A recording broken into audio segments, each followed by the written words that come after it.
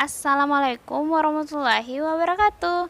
Sobat Harum yang berbahagia, yuk bergabung di Harum Channel yang informatif, edukatif, dan inovatif. Caranya gampang banget kok, klik subscribe dan bunyikan loncengnya, serta ikuti kami juga di akun media sosial kami, @harumchannel. Terima kasih.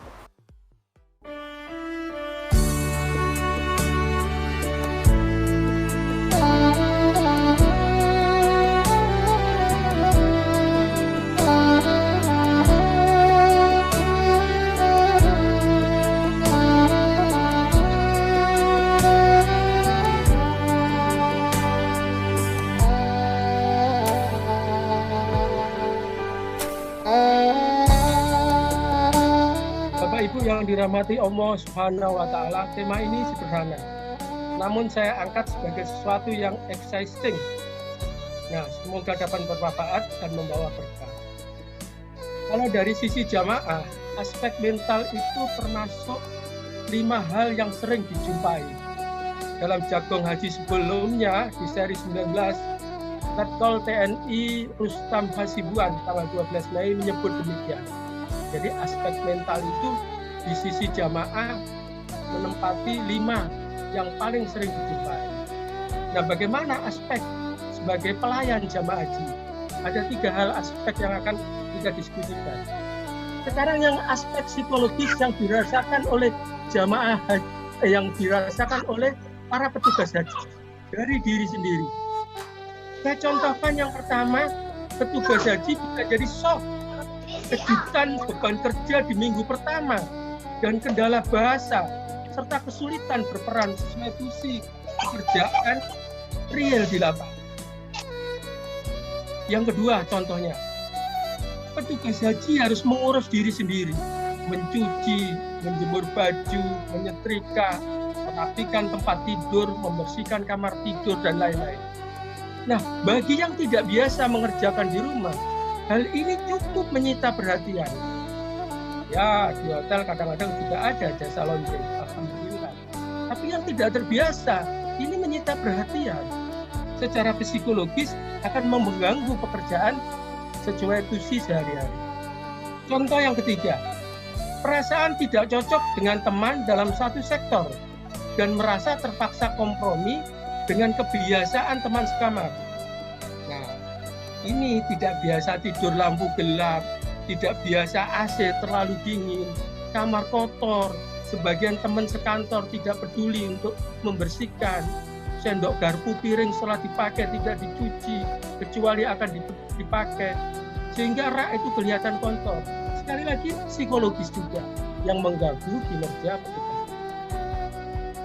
Selanjutnya, Bapak Ibu sekalian, yang berasal dari jamaah, aspek psikologis yang dirasakan oleh petugas haji.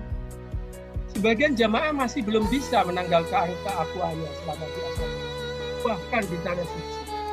Sebetulnya ya kita akan lebih arif jika tidak mengangkat contoh.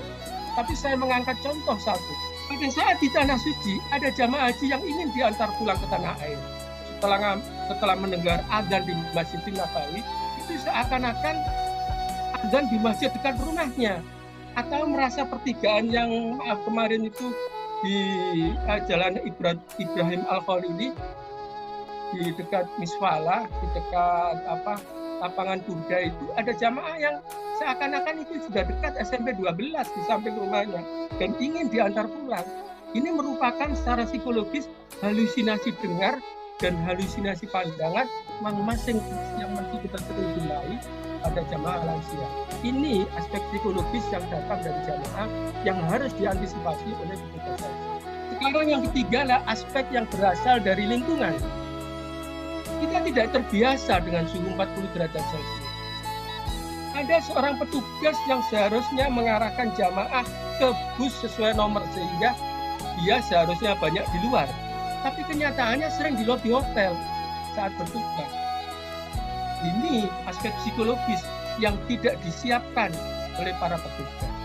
Kita dihadapkan antara maklum karena memang nggak kuat panas dengan kebutuhan petugas di lapangan. Ini juga aspek psikologis. Contoh yang kedua, aspek psikologis yang dari lingkungan. Berada di kawasan tragedi yang dia ketahui, baik lewat layar televisi maupun media, laporan. Antara lain kejadian terowongan Muasim Mina di tahun 90 korban 1420.